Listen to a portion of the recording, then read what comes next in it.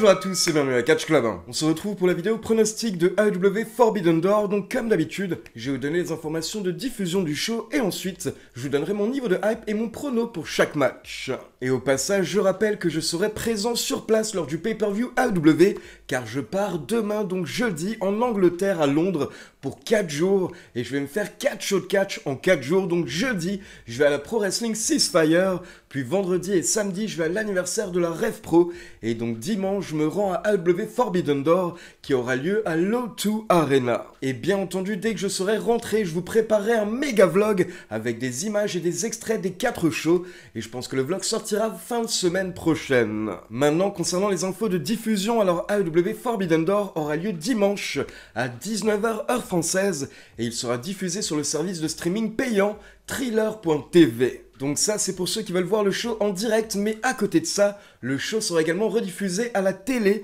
sur Warner TV Next le lundi 1er septembre à 21h10. On passe à la carte et actuellement nous avons 9 matchs qui sont annoncés. On démarre avec un tag team match avec Kip Sabian et Nick Wayne qui vont affronter Adam Copeland et Christian Cage.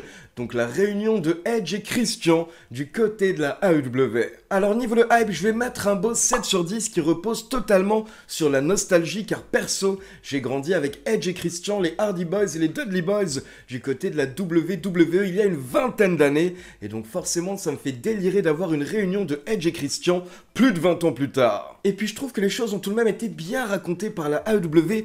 On a eu une grosse rivalité entre Cope et Christian, avec Christian qui avait dit à Cope « Go fuck yourself » à l'époque. Puis là, ces dernières semaines, on a Cope qui a effectué son retour pour sauver Christian. Et cette fois-ci, lui a pas dit « Go fuck yourself », mais il lui a dit « Go find yourself », donc va te trouver. Et Christian a disparu pendant quelques semaines justement pour réfléchir, pour faire le point. Puis ces dernières semaines, il est réapparu pour sauver Cope. Et derrière, on a eu un petit câlin entre les deux.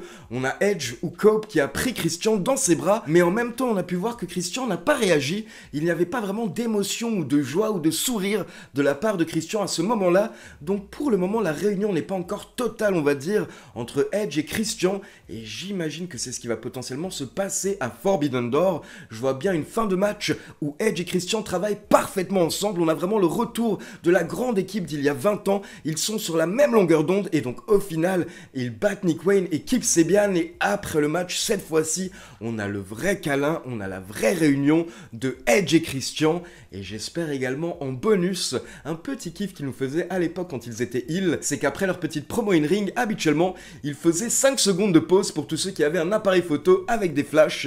Et j'espère qu'ils vont refaire leur petite pause dimanche soir lors de Forbidden Door. Et au passage, j'aimerais également souligner l'amélioration constante de Nick Wayne qui est arrivé à la AEW quand il était un gamin tout maigre avec aucune émotion. Et petit à petit, au fil des semaines, il est en train de s'améliorer. Il prend de la masse petit à petit, mais surtout, il gagne en assurance. Il est de plus en plus sûr de lui et ça se ressent. Et honnêtement, il me rappelle vraiment énormément Will Ospreay. Pour ceux qui ont suivi Will Ospreay depuis ses débuts, au début, c'était un enfant, c'était un jeune gamin qui était tout maigre. Et avec le temps, mais il s'est tellement amélioré pour devenir l'un des meilleurs catcheurs de la planète.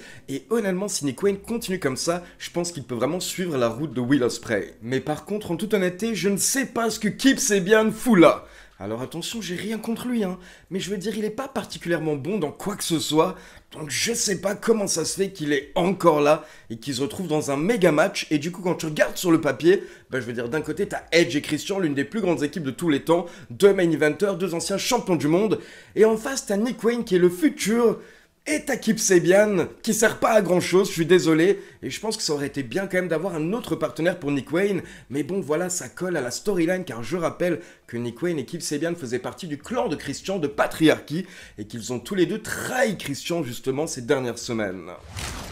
On enchaîne avec Mercedes Moné qui défend le titre TBS dans un match à 4 face à Alex Windsor qui représente la AEW, Persephone qui représente la CMLL, et on aura également une catcheuse qui va représenter la Stardom, mais à l'heure actuelle, elle n'est pas encore annoncée, mais beaucoup de personnes espèrent que ce sera Azumi. Mais du coup, vu que le 4e nom n'est pas encore annoncé au moment où je tourne, c'est compliqué de noter ou de pronostiquer ce match, donc je vais mettre un 5 sur 10, car en soi, on a Mercedes Moné qui défend un titre, et les fans apprécient ou détestent Mercedes Moné, mais en tout cas, elle fait réagir, et personnellement, mon petit avis par rapport à Mercedes Moné, quand elle est arrivée à la AEW, j'avais beaucoup de mal car elle jouait une babyface, mais ça ne prenait pas, ça ne fonctionnait pas. Et honnêtement, quelques semaines après, elle a effectué son heel turn et depuis, elle est tout simplement génialissime. Elle remporte des ceintures en plus à travers la planète et elle joue parfaitement son rôle. Et du coup, en toute honnêteté, je ne vois aucune raison pour la AEW de faire perdre Mercedes Moné lors de Forbidden Door. Donc je vais miser sur la championne qui conserve son titre. Mais on ne sait jamais, peut-être que la catcheuse surprise de la Stardom pourrait battre Mercedes Moné. On continue avec Kyle Fletcher qui va défendre le titre TNT face à Hiromu Takahashi. Donc AEW contre New Japan, et là niveau de hype, je vais mettre un très beau 9 sur 10 car bien entendu, Hiromu Takahashi est un excellent catcheur, mais à côté de ça, je suis méga fan de Kyle Fletcher. J'adore Kyle Fletcher et je l'ai déjà répété, je pense ces derniers mois, mais quand vous regardez ce type, encore une fois, faut noter l'incroyable évolution qu'il a eu en à peu près un an du côté de l'AEW. Et dorénavant, je trouve que c'est l'un des catcheurs solo qui a le plus de gueule de toute la fédération. Et tu sens que ce mec peut aller méga loin. Personnellement, je pense que ce mec sera l'un des futurs main eventers et champion du monde de la AEW si sa carrière continue comme ça, s'il est bien entouré, s'il est bien coaché et que lui-même il continue son très bon travail. Mais donc vraiment, je pourrais complimenter ce mec pendant des heures et je pense que c'est le futur de la fédération. Et en plus, je veux dire, il vient juste de récupérer le titre TNT en battant Dustin Rhodes. Donc bien entendu, je vais miser sur Kyle Fletcher qui conserve le titre car il n'y a aucune raison de lui faire perdre le titre aussi rapidement.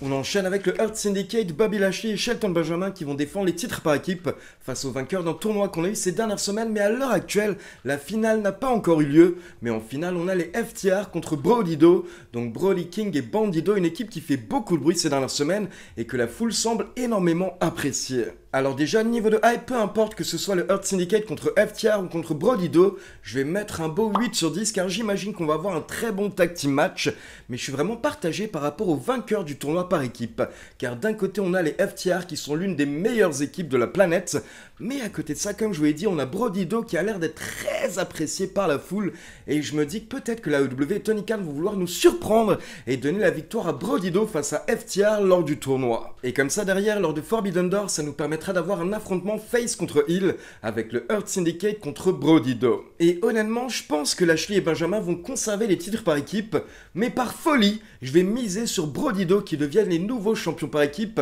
car quand une équipe marche aussi bien avec la foule, parfois il faut miser dessus, même si ça dure pas très longtemps, même si ça dure que 1 ou 2 mois, au moins t'as fait plaisir à la foule, t'as fait popper les gens, et puis surtout je pense qu'il faudrait quand même 1 ou 2 changements de titre dimanche soir lors de Forbidden Door, parce qu'on est sur un gros PLE, on est en dehors des États-Unis pour la AEW, c'est très rare, ça arrive une fois par an, donc je pense qu'il faut quelque chose qui va marquer les esprits, et je vois des changements de titre potentiels que dans 2 matchs sur toute la carte, ce match et un autre dont on va parler un peu plus tard. Donc allez, on met sur Brodido, nouveau champion par équipe AEW. Et au passage, je me permets de faire une petite remarque par rapport au Hurt Syndicate. Comme vous le savez sûrement, ces dernières semaines, on avait MJF qui avait rejoint le clan et on sentait tous qu'à un moment, ils allaient se séparer et qu'il y aurait une trahison d'un côté ou de l'autre. Mais au final, je trouve que la séparation entre MJF et le Hurt Business a vraiment été soudaine, très abrupte et très mal racontée, ce qui est étonnant de la part de la AEW, car là, ils avaient quelque chose qu'ils pouvaient nous raconter pendant des semaines, mais au final, d'un coup, MJF s'est fait jeter par Bobby Lashley et Shelton Benjamin,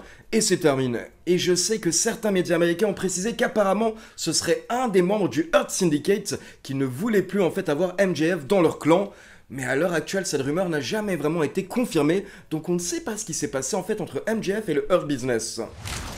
On enchaîne avec Zack Sabre Jr. qui défend le titre de la New Japan face à Nigel McGuinness. Alors niveau de hype, je vais être gentil et je vais mettre 5 sur 10. Et attention, j'adore ces deux catcheurs. J'ai grandi avec Nigel McGuinness du côté de la Ring of Honor. J'ai vu tout son run à la Ring of Honor et à côté de ça, j'adore Zack Sabre Jr. Et c'est un gars qui me fait vibrer parce qu'il est tellement différent dans le ring. Mais le problème en gros par rapport à ce match, c'est qu'il a lieu 15 ans trop tard. C'est qu'il a lieu 15 ans après le pic de la carrière de Nigel McGuinness. Et donc bon, en soi, on sait très bien qui va gagner. On sait que Zack Sabre ne va pas perdre le titre de la New Japan face à Nigel McGuinness. Et donc je me demande au fond de moi si c'était une bonne idée de mettre McGuinness face à Zack Sabre Jr. Alors bien entendu, on risque d'avoir un très beau match au niveau technique. Mais à côté de ça, comme je vous l'ai dit, il n'y a pas de suspense. Et en plus, Nigel McGuinness n'a plus le niveau d'il y a 15 ans. Donc voilà, je pense qu'ils auraient pu potentiellement nous proposer un meilleur match, un dream match. Et personnellement, je ne mets pas ce match dans la catégorie des dream match, même si je vous l'ai dit, j'adore ces deux catcheurs. Attention, maintenant on passe aux choses sérieuses et on démarre avec Okada qui va défendre le Unified Championship face à Swerve Strickland. Donc là, niveau de hype directement 10 sur 10 parce qu'on a deux des meilleurs catcheurs de la fédération et deux catcheurs qui savent raconter des histoires et qui utilisent parfaitement la psychologie lors de leur match, ce qui fait que j'ai tellement hâte de voir le résultat de ce que peut donner Swerve contre Okada dans le ring. Maintenant, par rapport à ce match, je suis assez partagé car à la base, je voulais directement miser sur Okada qui conserve le titre. Mais au final, je me dis que c'est pas impossible que la AEW veuille donner le titre à Swerve Strickland, car comme je l'ai dit, c'est l'un des plus gros noms de la fédération, c'est l'un des meilleurs catcheurs de la fédération et l'un des catcheurs les plus over, c'est un des main eventers également de la AEW, et donc ça pourrait donner encore plus de crédibilité au Unified Championship que de le donner à Swerve. Maintenant, perso, je laisserai le titre sur Okada, parce qu'en fait, pour moi, Swerve est au-dessus du Unified Championship. Comme je viens de le dire, Swerve est un main eventer, Swerve est un ancien champion du monde, et pour moi, s'il remporte le Unified Championship, en fait, c'est un petit peu un pas en arrière pour lui au niveau des storylines, mais peut-être que Tony Khan va souhaiter le faire pour avoir un changement de titre lors de Forbidden Door, et à côté de ça, si on donne le Unified Championship à un ancien champion du monde, on élève encore plus la ceinture. Donc en soi, tout est possible, mais personnellement, je laisserai le titre à Okada pour le moment. Mais en même temps, j'aimerais bien que Okada perde bientôt la ceinture, parce que pour moi, justement, Okada doit également passer au niveau de Swerve du côté de la AEW et devenir l'un des main eventers et l'un des gros noms de la fédération. Et depuis qu'il est arrivé, c'est pas le cas. Attention, il est pas mal utilisé depuis qu'il est arrivé. Je veux dire, il est champion, il a des bons matchs, etc. Mais Okada, normalement, ça doit être l'une des têtes d'affiche de ta fédération. Ça doit être un main eventer. Et donc, selon moi, il est vraiment temps qu'il monte au niveau de la carte et qu'il passe dans cette catégorie pour aider la AEW à encore plus monter, à encore plus exploser. On enchaîne avec ma catcheuse préférée à l'heure actuelle sur la planète, Toni Storm qui va défendre son titre AEW face à Athena. Encore une fois, niveau de hype 10 sur 10, parce qu'on a deux des meilleures catcheuses de la AEW et de la Ring of Honor. Alors attention, je dis pas que Toni Storm est la meilleure catcheuse de la planète, mais quand vous prenez tout ce qu'elle fait, que ce soit in-ring et surtout son personnage, donc au niveau du package complet, pour moi, c'est la meilleure à l'heure actuelle. Sa personnalité, sa gimmick, etc. Il n'y a personne qui gère aussi bien son rôle et son personnage que Toni Storm. Et en face, vous avez Athena qui est en gros la déesse, la représentante de la Ring of Honor. Pour info, pour ceux qui ne sont pas au courant, Athena est championne de la Ring of Honor depuis plus de 900 jours. Elle va bientôt atteindre les 1000 jours. Donc là, on est vraiment, comme je vous l'ai dit, sur la méga confrontation de la championne AEW contre la championne ROH. Et c'est un match que les fans attendaient depuis des mois. Maintenant, comme je vous le disais un peu plus tôt, pour moi, lors de Forbidden Door, il y a deux matchs où on peut potentiellement avoir des changements de titre. Le match pour le titre par équipe masculin. Et à côté de ça, je pense que dans ce match, il peut potentiellement avoir un changement de titre, vu le niveau actuel de Athena qui est vraiment incroyable. Maintenant, perso, je vais tout de même miser sur Toni Storm qui conserve le titre parce qu'elle est tellement excellente dans son rôle que je vois aucune raison de lui prendre le titre à l'heure actuelle. Mais si jamais il faut un changement de titre, eh bien un changement assez choquant, ça pourrait être Athena qui bat Toni Storm d'une manière ou d'une autre, pourquoi pas, grâce à des interventions. Et du coup derrière, ça permettrait aux deux catcheuses de continuer cette rivalité, parce que je pense vraiment qu'on n'a encore rien vu à l'heure actuelle par rapport à ce dont Toni Storm et Athena sont capables de faire ensemble. On enchaîne avec Hangman Page qui défend le titre de la AEW face à MJF. Alors encore une fois, niveau de hype 10 sur 10, comme je vous l'ai dit, là on passe vraiment aux choses sérieuses avec les 4 derniers matchs de ce show. On n'a que des très bonnes notes. Et donc pourquoi 10 sur 10? Parce que là on a deux des top stars de la AEW. Et j'ai vraiment aimé la manière dont Hangman Page a manipulé MJF la semaine dernière lors de Dynamite. MJF à la base qui ne voulait pas cash in son contrat pour une opportunité, mais au final il était tellement énervé, Hangman Page l'a tellement rendu fou que MJF a annoncé qu'il encaissait son contrat lors de Forbidden Door, alors qu'en soi il aurait pu le garder pour le bon moment. Et honnêtement, ça me fait plaisir de voir MJF dans un match pour le titre World Heavyweight de la AEW, car malheureusement, je trouve que ces derniers mois, MJF est un petit peu passé au second plan. Et attention, ça veut pas dire que ce qu'il faisait était mauvais. Par exemple, sa petite storyline avec le Hurt Business était plutôt divertissante, notamment la manière dont il a dû se faire accepter, on va dire, par le Hurt Business, et donc travailler semaine après semaine pour gagner la confiance de Bobby Lashley et de Shelton Benjamin. Donc en soi, la storyline était pas mal, mais encore une fois, je vais répéter ce que j'ai dit un peu plus tôt pour d'autres catcheurs.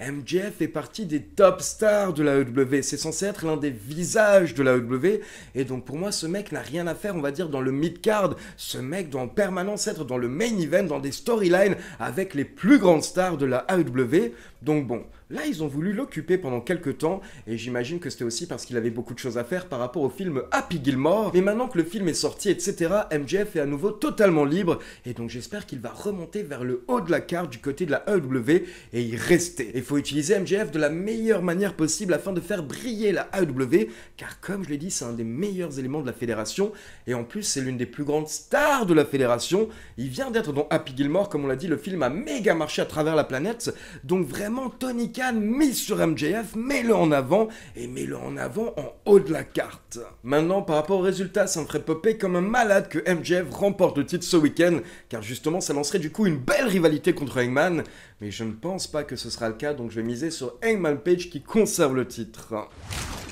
Et donc on passe au dernier match de la soirée, un Lights Out Cage Match. Ça va être un match en cage avec 10 catcheurs, c'est un 5 contre 5. Et donc d'un côté on a Kenny Omega, Kota Ibushi, Hiroshi Tanahashi, Will Ospreay et Darby Allin, donc quelle équipe!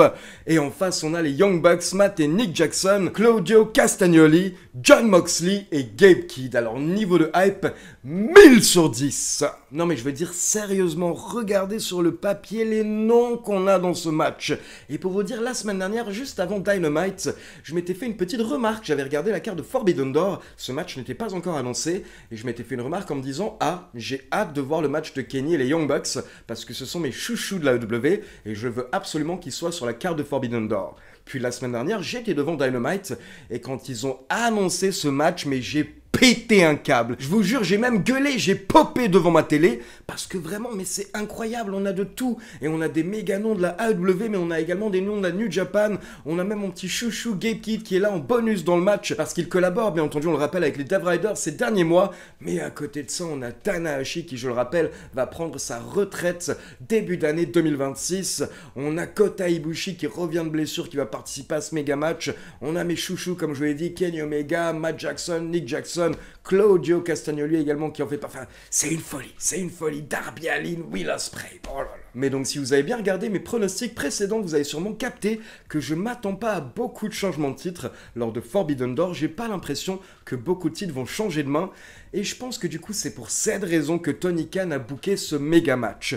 Parce qu'on va potentiellement pas avoir beaucoup de surprises et pas de changement de titre. Mais du coup, au moins, on va terminer sur un bordel total. On va terminer sur un match où ça va être la guerre entre les 10 catcheurs dans le ring, dans la cage, avec plein d'armes, j'imagine. Et je pense vraiment que c'est pour ça qu'il a mis cette stipulation, pour que quoi qu'il arrive, même s'il n'y a pas beaucoup de changements de titre, on repart du show vraiment quand même en se disant « Merde, c'était incroyable !» Et en plus, peut-être qu'on aura des surprises dans le match, on sait jamais, parce qu'il peut y avoir des interventions des deux côtés. Je pense par exemple à Darby qui est dans le match, donc pourquoi pas un petit Sting qui vient nous faire coucou. Ou encore, du côté des Heels, vous avez les Young Bucks, et je rappelle que les Young Bucks sont censés être potes avec Jack Perry. Ils avaient formé la nouvelle élite avec Jack Perry et Okada, et Jack Perry, ça fait des mois qu'on l'a pas vu, donc pourquoi pas pareil, un petit retour du Jack Perry ou quelqu'un d'autre pour aider les Heels. J'espère qu'on aura des surprises pendant le main event, et pendant le show en général, bien entendu. Mais déjà par rapport au main event, des surprises, des interventions, un scénario de malade, de l'overbooking, c'est ça ce que je veux, parce que la WWE sait très bien raconter ce genre de match